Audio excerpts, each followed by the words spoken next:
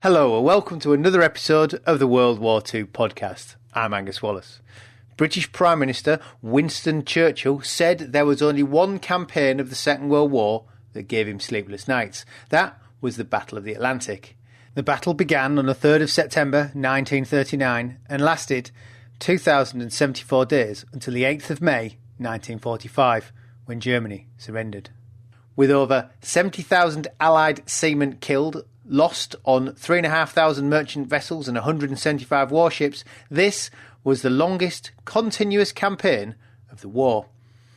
Matched against them was the Kreigsmarine. While German surface ships would sally out, this campaign is known for the U-boats that will prey upon the Allied convoys. Joining me today is Brian Walter, a retired Army officer, recipient of the Excellence in Military History Award from the US Army Center for Military History and the Association of the United States Army. Brian is the author of The Longest Campaign, Britain's Maritime Struggle in the Atlantic and Northwest Europe, 1939-45. But before that, this podcast is made possible by listeners like yourself who enjoy the show and help me find the time to put it together by becoming patrons, by committing to $1 or $2 each month via Patreon. You can find out more at patreon.com/WW2podcasts. If Patreon is not your thing for whatever reason and you would like to join the gang, go to www2podcast.com/support and you'll find information on how to support the show via PayPal. In doing so, if you check the box to be added to the mailing list, I will send you links of extra bits of off-topic chat that have been left on the virtual cutting room floor when I have them. So that's www2podcast.com/support. Brian, thanks for joining me. Let's start with why was it so important that the British didn't lose the Battle of the Atlantic? Well, I think, 3 points I'd just like to emphasize about the Atlantic campaign. The first thing is it was the premier maritime campaign of the Second World War. In many respects, I would say that the Pacific conflict or maybe the Mediterranean conflict were more ostentatious. But when you're looking at this, the size, the duration, and most importantly, the relevance, the Atlantic campaign was the premier maritime campaign of the Second World War. Now, second thing I'd like to point out, and I know this is very rudimentary, but I think it's essential in kind of understanding why this is important, is the fact that, during the Second World War, the authorities then and subsequent historians since then have all pretty much agreed that Germany was the major threat of the three major Axis powers. And fighting the war in Europe was the primary concern as opposed to fighting the war in the Pacific. So the major Allied powers all put the bulk of their war effort into fighting Germany. So in that guise, then, you look at the Western Alliance. In my mind, the Western Alliance waged war against the European Axis in five major campaigns. There was the Maritime campaign, which was primarily focused in the Atlantic. There was the Strategic Bombing Campaign, the Africa Campaign, the Southern Europe Campaign, and finally the Northwest Europe Campaign. And out of all of these, they all made major contributions to the Allied war effort and helping defeat the European Axis. But the one that was most critical in my mind, that really tied them all together, was the Maritime campaign. Because success in the other campaigns would have been remotely possible without success in the maritime realm. Maintaining vital seaborne lines of communication was absolutely essential to the entire Allied war effort. And in fact, it was the catalyst that allowed the Allies to exist. Because without being able to control the sea lines, Britain falls. And without Britain, there is no Western Alliance. Because Britain is the linchpin. And even if the United States and Canada want to continue the war, I don't know how they're able to effectively do this without Britain as a partner. And even if they're trying to do this, they still have to get their vast resources across the Atlantic, which again implies being able to control those vital sea lanes. So, at the end of the day, the defeat of the German army was fashioned in, the plains of Northwest Europe with the defeat of their army and the conquest of their homeland. In the same light, Italy's defeat was largely fashioned in the sands and mountains of North Africa.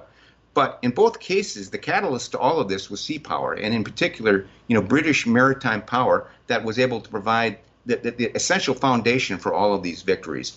And without this, none of this would have happened. And so in my mind, the Battle of the Atlantic campaign were definitely the most, not only the premier maritime campaign of the Second World War, but also the most important campaign waged by the Western Allies against the European Axis. It's just popped into my head. I wish I'd thought of it before we started. I would have looked it up.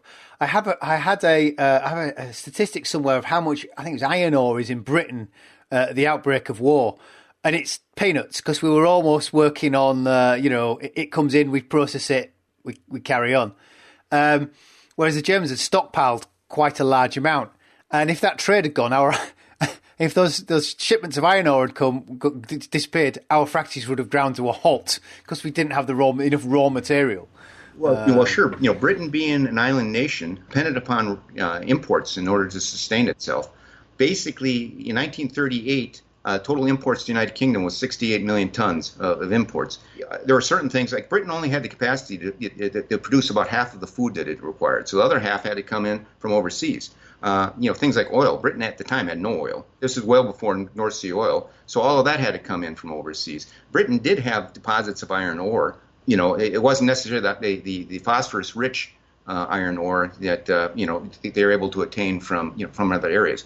So the bottom line, in order for Britain to be able to sustain itself as a nation and a society, in order to be able to wage an effective war effort, they had to maintain at least a minimal level of import tonnage. And without this, again, the country is brought to the brink of starvation.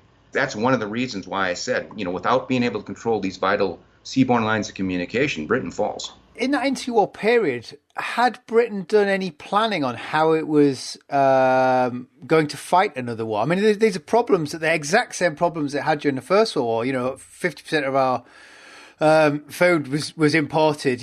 Was the Royal Navy preparing for a rerun of World War One, or were they looking to do something different? I think the answer to that is yes and no. The problem the Royal Navy had is during the interwar years, it was a period of austerity.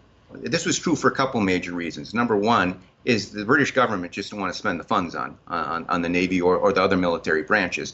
And then number two, as a result of the First World War and kind of a revulsion of the carnage that occurred there, just a wave of pacifism that kind of swept across Britain and quite frankly, much of the rest of the world.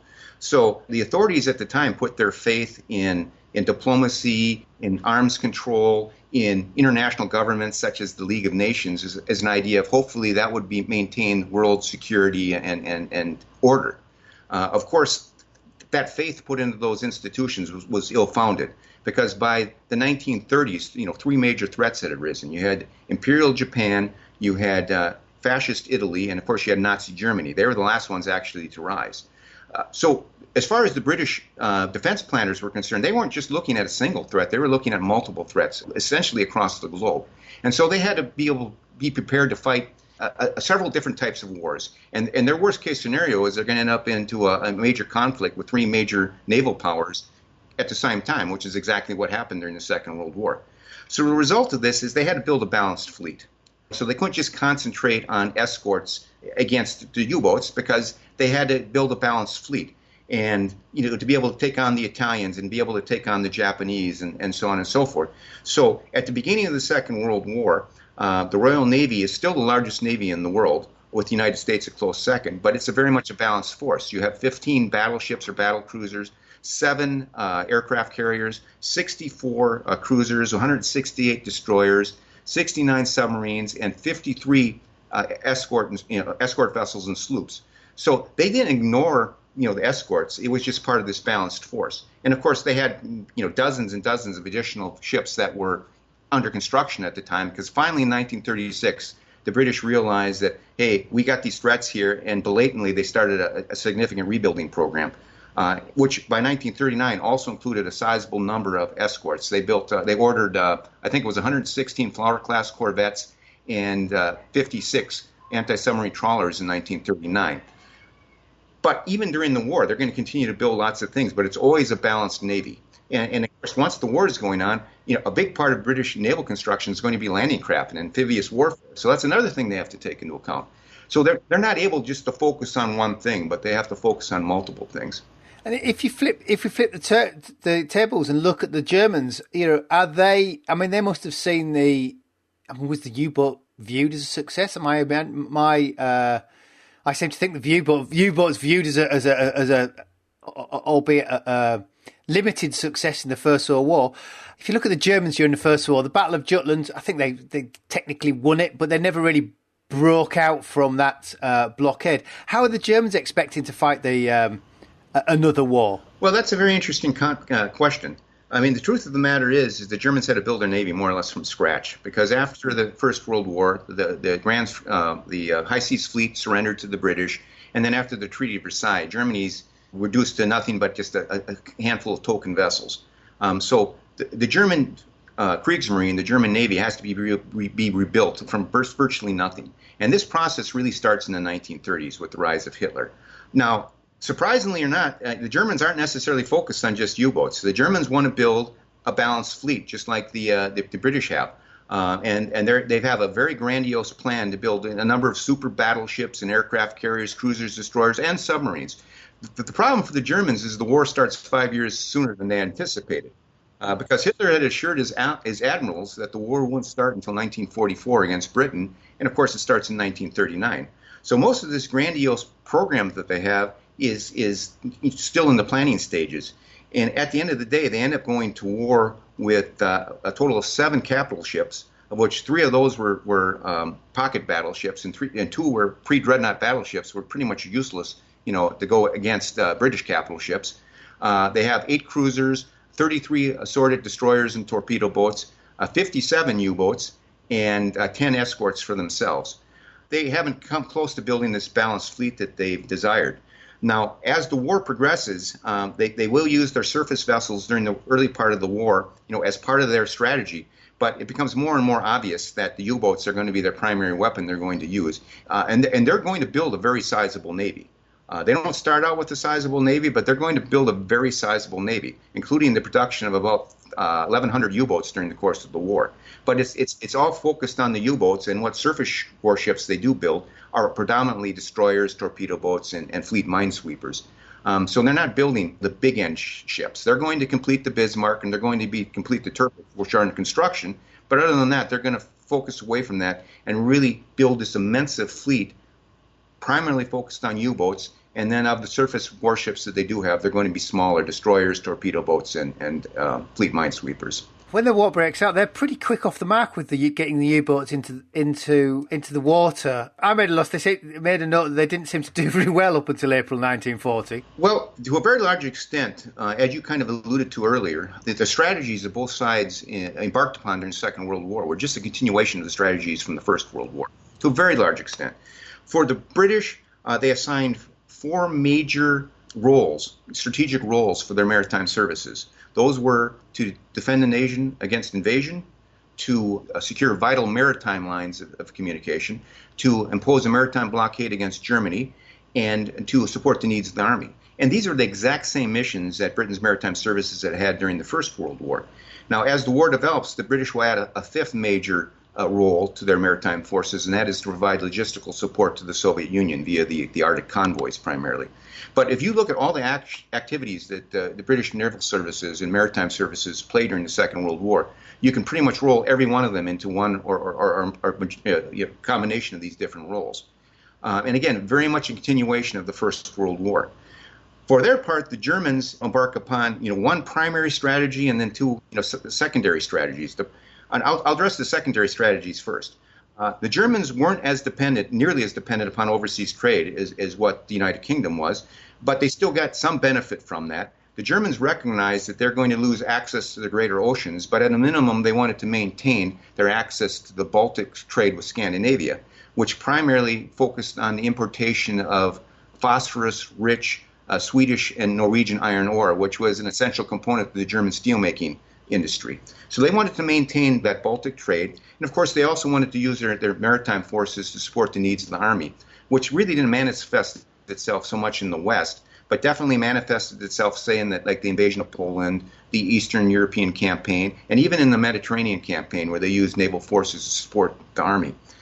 So those are kind of the smaller roles of their maritime forces. But the big strategic role that they had was to try and impede Britain's maritime lines of communication. And again, the point of that is to hopefully, impede it to the point where they could either drive Britain out of the war or at least render it impotent. And they adopted a tonnage strategy in order to do that, where the idea was is they would sink British and Allied merchant shipping faster than it could be replaced, to the extent that eventually it would wear down the combined Allied merchant fleet to the point where it was no longer able to meet Britain's import needs. And they employed, as I indicated before, they employed a number of weapons, but the U-boat was definitely the primary weapon that was employed during the war. And by end of 1941, pretty much these other things like surface warships and aircraft and mines had kind of been pushed to the wayside. They put all of their focus on the U-boats and trying to wage this war. Now, one caveat I'll throw on that is, of course, the initial goal was to drive Britain out of the war, so it was an offensive strategy. But by 1943, it became apparent that they had failed in their ability to do that. And then this interdiction effort became more of a defensive response, where the Germans saw their U-boat forces as their first line of defense in the West against what they knew was, a pending Allied invasion. So the Germans now are using their forces basically to tie down, Allied forces to try and impede the buildup in Britain to whatever extent they can. Once the invasion is lost, the Germans are going to use their naval forces to try and help blunt that invasion, which of course fails. And then in the final months of the war, the Germans are still dispatching U-boats and naval elements to try and impede the Allied logistical support for the Allied armies in Northwest Europe. So they will conduct this interdiction effort throughout the entire duration of the war. It's just that about 60% of the way through, the emphasis changes from an offensive application where we're trying to drive Britain out of the war to more of a defensive application where we see this as our first line of defense in Western Europe. That tonnage strategy, how strategic is it? Is it simply based on tonnage, or do they have, I was thinking target acquisition. Are they told to go for certain things, or, positioned off certain areas where they know the trade will be more for, say, oil routes, or is it just simply focused on tonnage, which doesn't strike me as a particularly sensible way of thinking? In general, it's just strictly based upon tonnage. The idea is we'll sink British and Allied shipping anywhere we can find it. In I think it was the 24th of, and I might be off on this date, but I think it was 24 August 1940, the Germans declare a full blockade around Britain.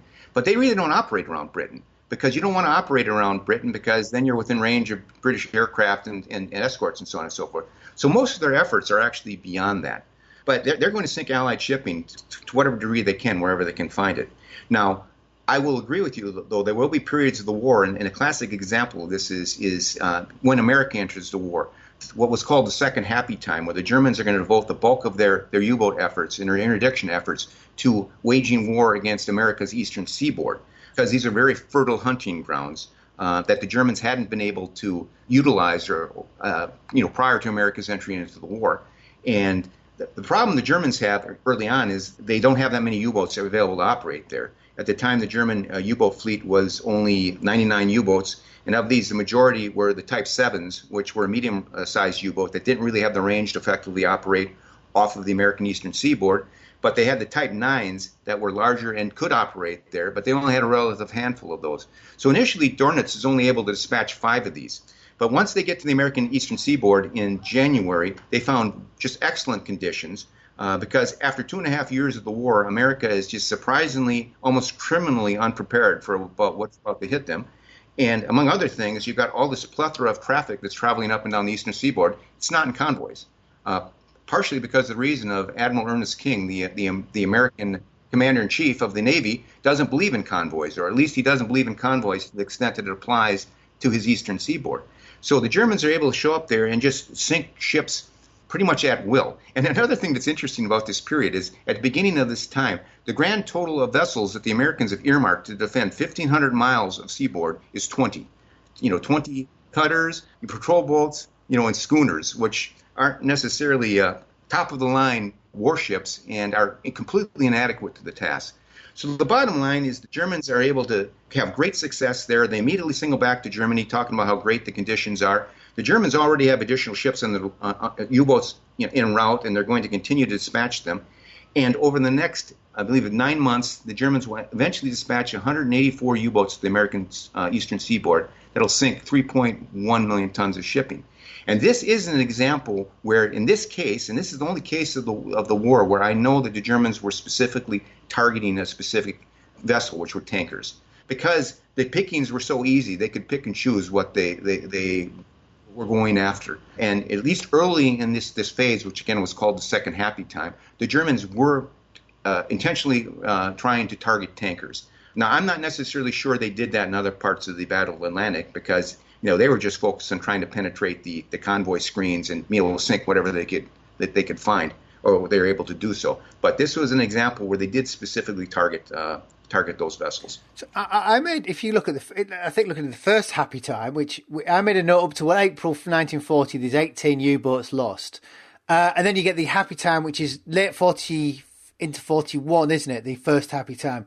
What's changed at that early point of the war where they weren't doing well, and then suddenly you've got the large amounts of British tonnage lost? And I did also make an right saying there's 21 operational boats in the North Atlantic around that time. So presumably some are refitting, some are resupplying, so there's only a limited amount. That doesn't sound like many U-boats in an enormous area of sea. Sure. Okay, so the second or the first Happy Time period is technically from June 1940 to the end of February 1941. So again, it's a 9-month period. Just prior to this, I'll give a little background. Of course, the Germans had launched their Blitzkrieg campaign against the West. So beginning in April, through the middle of June, the Germans conquer France, the Low Countries, and Norway. And of course, they drive the British Expeditionary Force out of the continent. So this is a very bad time for Britain, but there's a couple of silver linings in this. One is that the British are able to use their maritime power to rescue the vast bulk of the British Expeditionary Force, primarily at Dunkirk, but there are other evacuations beyond that. And of course, that's critically important because had the Expeditionary Force been destroyed, whether or not Britain would have continued on the war, I mean, the pressure to have come to some type of agreement with Hitler, I think, would have been greatly increased. And then the second thing that happens is, even though the Germans are successful in conquering Norway, the German Kriegsmarine, the Navy, suffers very heavy losses in this process, mostly at the hands of the Royal Navy, which include 3 cruisers that are sunk, 10 destroyers, 2 torpedo boats, and 6 submarines. And as a result of this, a couple of months later, when the Germans realized the British aren't going to come to an accommodation, and they're actually looking at, well, we may have to invade these guys, the German Navy is in no position to be able to realistically support this. And part of that is due to, the size of the Navy when it starts the war, but part of that is due to the losses they suffer off Norway. And so in some respects, the Norwegian victory was a Pyrrhic victory because it then impedes their ability to truly, threaten Britain with an invasion.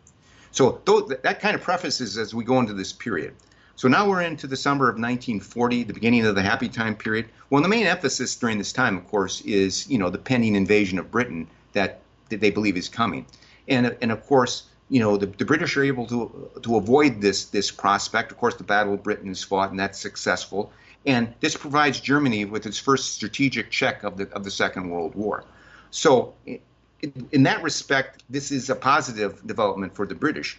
But what's also going on behind the scenes is during this time frame, the Germans are taking an opportunity to really attack British seaborne lines of communication. And there are 2 things that allow them to do this. Number one, with the fall of France, the Germans now have access to the French Atlantic ports.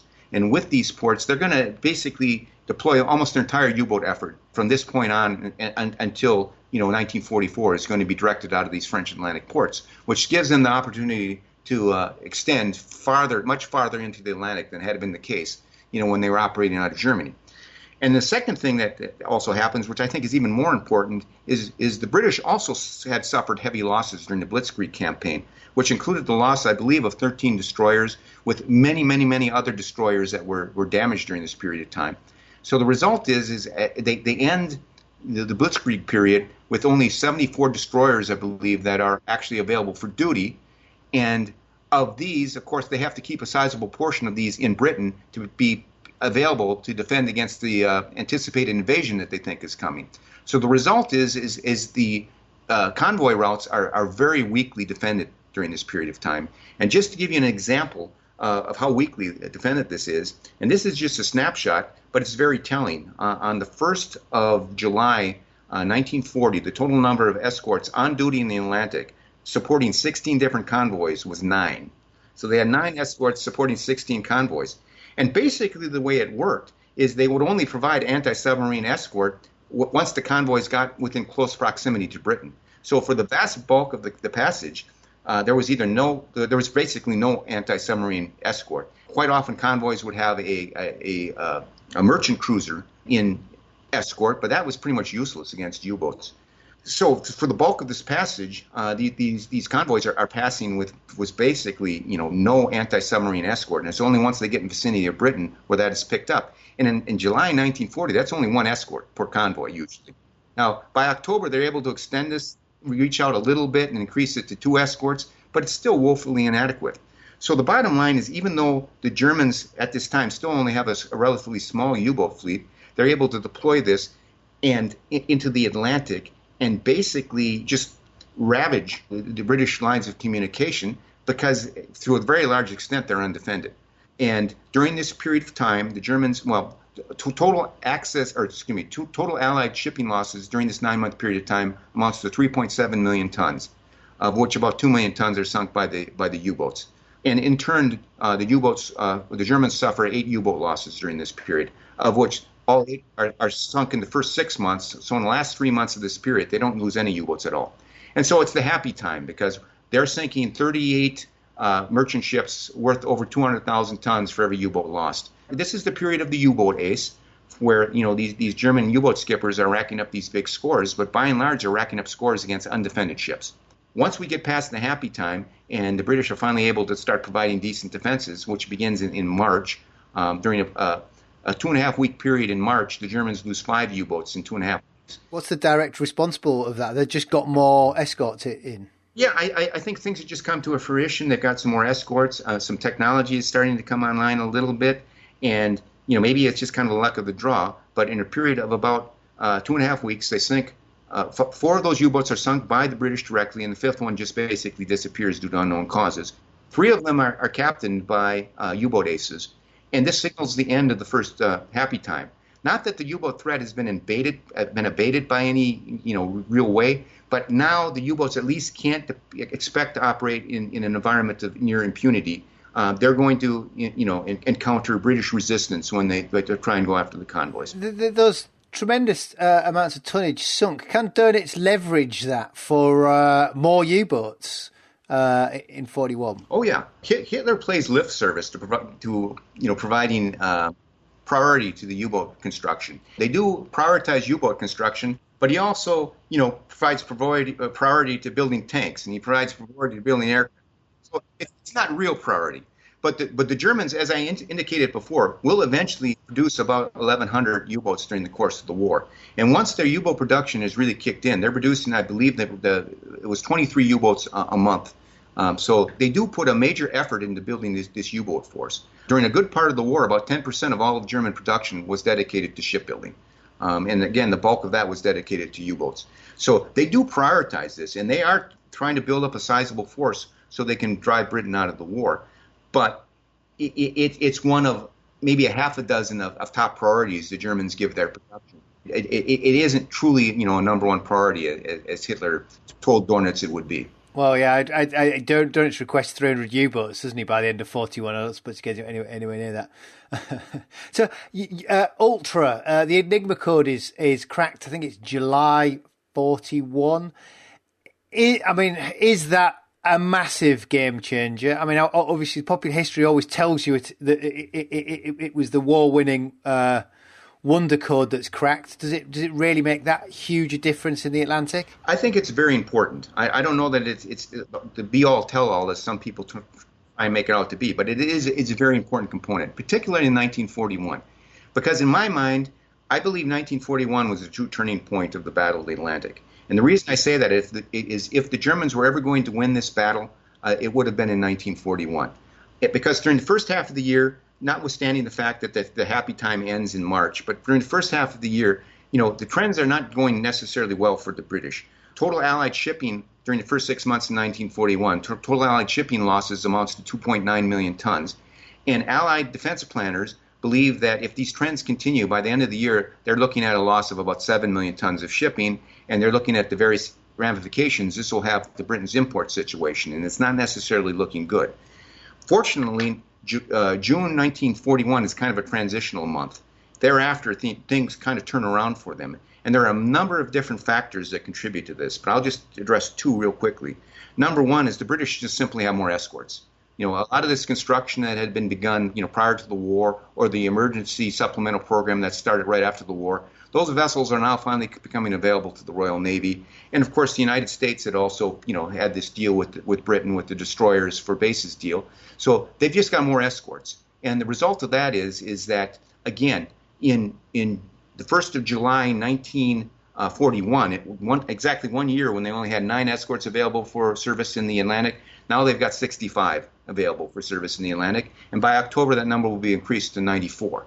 So they've got just more ships available. And secondly, they're able to take advantage of bases that they've established now in Iceland and St. John's, Newfoundland. And with these additional escorts and with these bases, the British are finally able now to provide full coverage of the convoys crossing the Atlantic. So no longer is it just coverage for the portion of the time when it gets close to Britain, but we're providing coverage, from point to point. And this starts at the end of May 1941 with the first convoy. And then by the end of the summer, it's pretty much been established that all convoys coming into and out of the United Kingdom have full coverage. So that's a major factor. And then the other major factor, as you alluded to, was ultra. During this time frame, the British break the German home waters key, which was at the time the primary key in which the Germans do 95% of their communications with their naval elements, including their U-boats. And by breaking this, and back up real fast, one of the key factors that allowed the British to break this was the fact they were able to seize classified code books and materials from different German ships, including the German U-boat, U-boat 110, which was captured by HMS Bulldog in May 1940, where they recovered an entire Enigma machine and various code books from that. So as a result of this, they were able to break this code. And of course, the result of that is that for the latter half of 1941, the British are basically reading the German messages back and forth to the U-boats. So they know where the U-boats are located. They know what their dispositions are. So for a very large extent, the British are able to route the convoys around the U-boat concentrations. And for weeks on end, the U-boats are basically searching the empty ocean because the British know where they're at, and they're able to route the convoys around their locations. So the result of these two factors, plus other factors that are also going on here, they turn things around in the second half of 1941. They end up losing about 1 million tons of shipping during that last 6-month period of time.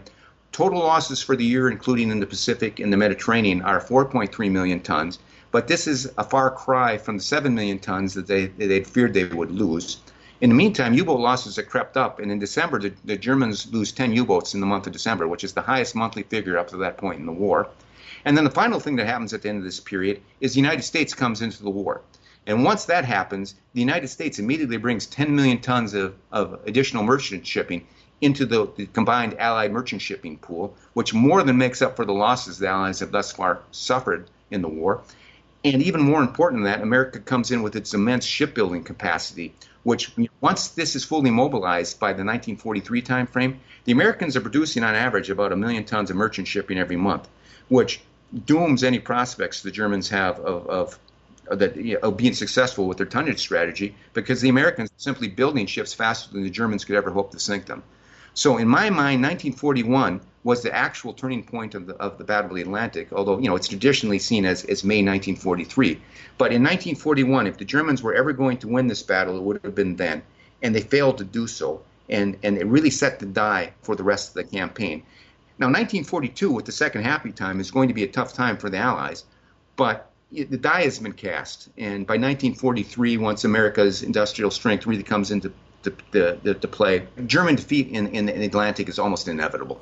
Well, presumably that Allied shipping losses, looking at the statistics, sort of increases. Certainly, that second happy time. My assumption is part of those increases are just a reflection of the greater amount of targets, greater amount of traffic creating a greater amount of targets, and these targets can be replaced quicker than the German losses. Well, and of course the Germans have many more U-boats now. I mean, by the middle of 1942, the German U-boat fleet now is expanded to over 300 boats, of which I think like 130 are operational. By the beginning of 1944, they'll have over roughly 400 boats in commission, of which over 200 are considered operational. So they have just many more U-boats in order to wage this campaign too. 1942, in many respects, will be the worst year of the war in terms of Allied shipping losses, in terms of the Battle of the Atlantic. But you also have to preface this. The Allies in 1942 will lose a total of 7.8 million tons of shipping. And again, that's globally. That includes the Pacific and that includes the Mediterranean. But most of this is in the Atlantic. So 7.8 million tons. But you have to preface this against the fact that the Americans during that same year will produce 5.4 million tons. The British will produce 1.3 million tons. So combined, the Allies have produced 6.7 million tons. So the actual net loss is only 1.1 million tons. And that's against a combined Allied merchant fleet of about 30 million tons. So when you take that into perspective, the losses that are suffered in 1942 are really not that significant. Now, as far as Britain's import situation in 1942, of course, and this is what this is really all about, is the imports. The British have established an absolute minimum requirement that they needed of 27 million tons of imports every year in order to maintain the country's viability. In 1942, the worst year of the Battle of the Atlantic, the British are able to import 34 million tons into the United Kingdom, which is not necessarily great, but is certainly higher than the 27 million ton threshold they had established. And this is the worst year. For every other year before or after that, the amount of imports the British will be able to bring in is over 40 million tons. So again, 1942 is not going to be a good year, but again, the die has already been cast. And when you look at it, in total, you realize that even though it appears at first glance that the Germans are making progress, they're really not. If you skip to 43, is it convoy ONS 5 in August 43? It's found by 52 U-boats. And you would expect this to be a turkey shoot on the part of the Germans, and it's not. They don't necessarily. It's 30. I've failed to note how many losses. 12 merchantmen go down. What is now playing to the Allies' favour? What are they? 52 U-boats is a tremendous amount of U-boats. Yeah, this is in many respects the most important convoy battle of the war, and this is actually May 1943. May is again the traditional turning point of the war against the U-boats, and I agree with it. This is the turning point against the U-boats. I believe the turning point in the Battle of the Atlantic was actually 1941, but 1943 in May is when it really becomes apparent that the Allies have turned the tables on the U-boats. And it's just a number of things come to fruition here. A lot of it has to do with technology. By 1943, the Germans were still largely fighting with the same weapons they'd had at the beginning of the war. They had some technological advancements, but not a whole lot, and they generally failed to keep abreast with what the Allies were doing. By comparison, the Allies had all kinds of new innovations that were definitely at the forefront now in 1943. Now, when the Allies started the war, of course, they did have sonar. So that wasn't necessarily a new development, but of course that is improved upon, throughout the war. It was referred to as ASDIC by the British, sonar by the Americans. In my mind, the greatest technological advancement that the Allies made during the war against the U-boats was radar, because they were able to place radar on their escort ships, surface search radar, and they were able to put radar into aircraft. And this was really a key factor in being able to detect U-boats, because early on during those happy times that we talked about, a common strategy the Germans used was to operate on the surface at night, where it was very, very difficult to visually be able to locate them. But with radar, you could locate them now. And so that robbed them of that stealth ability they had to operate at night. And of course, it significantly increased the aircraft's ability to locate U-boats, both in periods of poor visibility, which was common in the Atlantic, and at night. And so the Germans finally become to the point where they're being hunted day and night by aircraft. It's not just a day thing. They have to be worried constantly, like when they're crossing the Bay of Biscay, that the Royal Air Force Coastal Command has got aircraft that are out there hunting them with the benefit of radar and the ley light, which is another development the British developed, in order to be able to effectively kill them both during the day and the night. And of course, there's other technological advancements that go on during this period of time. You have high frequency direction finding, which was another acquisition thing. You have improved weapons, improved depth charges. You have the Hedgehog forward firing mortar system. A really great weapon that I'm fond of was called Fido, which was an American developed air dropped acoustic homing torpedo. And this thing is devastating to U-boats because U-boat dives, and you just drop one of these things in the proximity of where the U-boat is, and that torpedo is going to hone in on the screw noises of this submarine, and it has potential to really be devastating to them. So you have all these technological things, and the Germans have just basically failed to be able to keep up. You have the increased numbers that we talked about before. By this time, the Allies have roughly 400 escorts that are assigned to this Atlantic campaign. Although, again, traditionally only about 100 to 125 will actually be at sea at any given time. But they have many more escorts. You have upwards of 1,000 aircraft now that are dedicated to this effort, basically from Brazil, reaching around the whole Atlantic region down to South Africa. So they pretty much ring the entire area with aircraft. And then, in addition to this, escort carriers are starting to come online by about this time. Earlier in the war, they developed escort groups where you had dedicated groups that would operate together. So it wasn't just random groupings of ships that would be assigned to a convoy, but these were teams that would routinely fought with each other and trained with each other, and they became very proficient. And then in 1943, the Allies introduced what they called support groups, which were like a fire brigade. They weren't a dedicated escort for a specific convoy, but they would move them around as reinforcements where they needed them. And the nice thing about a support group is because they weren't part of a convoy's dedicated escort, they were able to linger in an area and hunt U-boats to their ultimate demise as opposed to just suppress them, like in many cases the dedicated escorts were able to do. So all of these things kind of come to fruition. In May 1943, the Germans are expecting a big month. They're able to dispatch a lot of U-boats into the Atlantic, and it turns out to be just a fiasco for them. They only end up sinking 237,000 tons of shipping during the month, and they lose 40 U-boats. And of course, the main focus of this was the convoy battle that you mentioned upon. But in the grander scheme, it is just a disaster for them.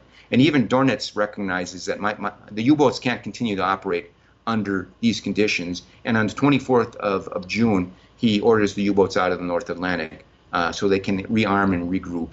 And because he realizes that the advantage has slipped away from Germany by this time.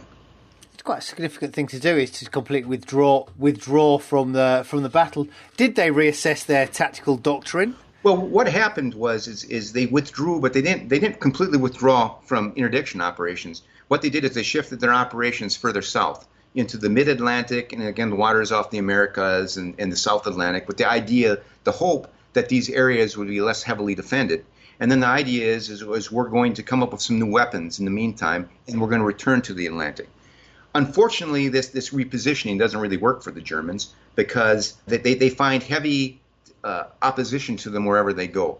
And in June, the amount of sinking that they're able to do is only like 76,000 tons, which is a pittance. By this time, America is producing 1 million tons of shipping every month, and they only sink 76,000 tons. And the Germans lose 17 U-boats in return. Then in July, levels go back up to the May level. The Allies lose a total of 237,000 tons of shipping, but the Germans lose 37 U-boats in return. So again, we're looking at almost as bad as it had been in May, basically twice the replacement rate. And then in August, Allied shipping losses drop below 100,000 again to about 92,000, and the U-boats lose 25 of their numbers. So if Dornitz had hoped that by shifting south he would be saving his forces, it really didn't work out this way. In September, the Germans returned to the North Atlantic, kind of tentatively, with a U-boat force armed with, again, their new weapons. They have a new radar detector, which is basically useless because it doesn't search in the appropriate wavelength band that most advanced Allied air-to-surface radars now are operating in. So it's pretty much useless. He's got additional anti-aircraft guns on his submarines, and he's got a new torpedo called the T5, which is an acoustic homing torpedo. And the idea of that is it's going to take out the Allied escorts, and then they'll be able to use conventional torpedoes against the rest of the ships. The T5 is the only one of his new weapons that's really effective to any degree. They sink a handful of escorts early on, but the Allies really immediately develop countermeasures to this in the terms of cat and foxer noise decoys, essentially, and it greatly reduces the impact of the T5. And the result of that is that Germany's reintroduction of U-boat operations into the North Atlantic in the September-October timeframe generally fizzles. They're able to sink relatively few Allied ships, and their losses remain stubbornly high. And then after that, the focus of the entire campaign again switches to completely a defensive application. The Germans are trying to maintain their U-boat strength now in preparation for the Allied invasion that they know is coming. And to whatever degree they are sending U-boats out into the Atlantic, they're basically just on an individual or a very small basis, more or less just to keep their U-boats operationally fit and to tie down Allied resources, keep them spread out. But by this time, they've pretty much now abandoned the North Atlantic and any opportunity to really, any concept of really, winning in the Battle of the Atlantic. It's not as if it completely stood still, though, because 1944, there's new developments coming online, isn't there, with electro boats, the snorkel. Is this all just too little too late? Yes, you're right. The Germans ultimately hoped to be able to return to, an offensive campaign against the British, primarily focused on the new electro boats that they had under development. You're talking about the Type 21 and the Type 23. The Type 21 was an ocean-going U-boat, which was by far the most advanced submarine, of the Second World War. Now, the Type 23 was kind of, in my mind, a waste of time because it was a small coastal boat. It had some of the same underwater capabilities as the Type 23, but the problem was it only carried 2 torpedoes. So you're not going to get much sting with that. I think the Germans would have been much better off just still focused on the Type 21s. The gist of it is, though, is that the Type 21s and the Type 23s, even though they're under development and they're under production in 1944, they arrive way too late. By the time they are finally able to begin operational use, the war's over. So they really have no impact on the Battle of the Atlantic at all. Now, had these vessels been released in 1943, they definitely would have had an impact. In 1944, they would have had an impact. But by the time they are finally starting to become available, the war is basically over, and they have no impact upon the campaign. Now, the one weapon that you did mention that the Germans do begin utilizing in the early part of 1944 is the snorkel, which is essentially a breathing tube that the German submarines can erect, basically when they're traveling at periscope depth, which allows them to operate in a submerged mode, pretty much consistently. With the only part of the submarine that's actually above the surface is a snorkel tube. And basically what the snorkel does is it brings breathable air into the submarine, and then they can exhaust the exhaust gas from the diesel engines through that. But the snorkel is a double-edged sword. The snorkel has a lot of drawbacks. It can't be used in severe weather because it'll simply be swamped. It limits the amount of speed that the U-boats can travel at. When a U-boat is traveling underwater on its diesels, it's burning twice the amount of fuel that it is on the surface. And it's very noisy. So it really deafens the U-boat crews to their hydrophones, which was, again, a primary means that they used in order to detect ships in the vicinity. It kind of deafens them to them. But, of course, these noisy diesels can be picked up by Allied hydrophones. So it's kind of a double-edged sword. What the snorkel does is it does allow the U-boats to be able to operate more effectively in British coastal waters, which will be the case, in basically the last year of the war. Almost all U-boat operations will be in British coastal waters.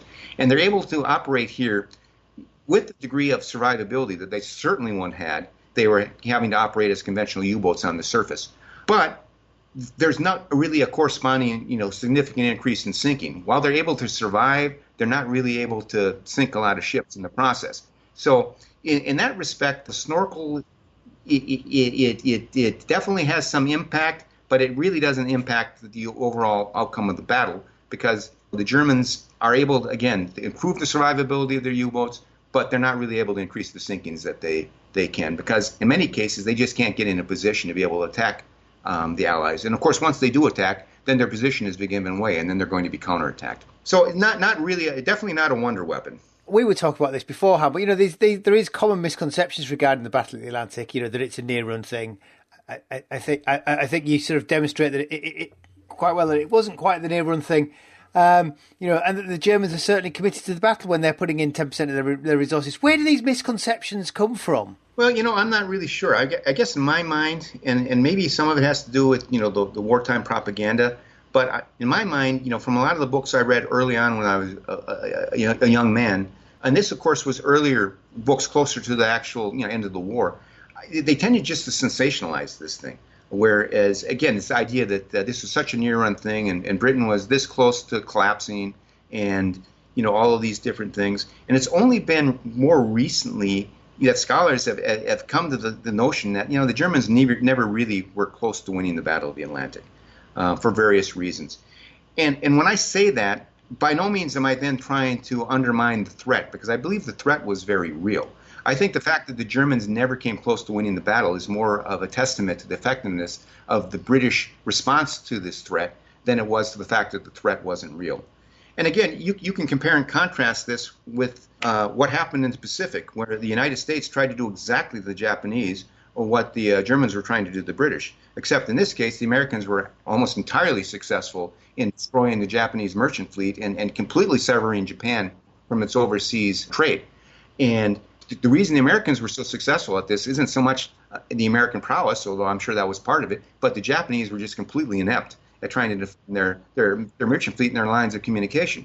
So the threat was real, and the results could have been real, but the British were able to counter that effectively, and I think that's why it never became a near-run thing. Another misconception, which kind of piggybacks on this, and I've had some recent discussions with people about this, that, again, the popular belief or this popular image is of, convoy after convoy after convoy across the Atlantic and just being ravaged by U-boats. And that's really a misconception of what happened. While it is certainly true that certain convoys were hard hit and suffered heavy losses, but those were the rare exceptions. And the rule was most convoys across the Atlantic either suffered no losses, or if they did suffer losses, they were minimal.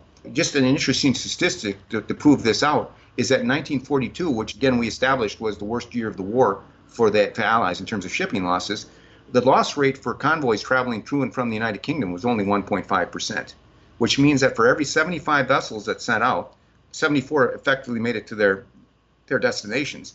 Again, while it is certainly true that there were some bad convoy battles where the Allies suffered heavily, those were the exception. And the vast majority of the cases, when you're looking at the bulk of the traffic that was traveling to and from the United Kingdom throughout this entire 6-year period, most of it arrived safely.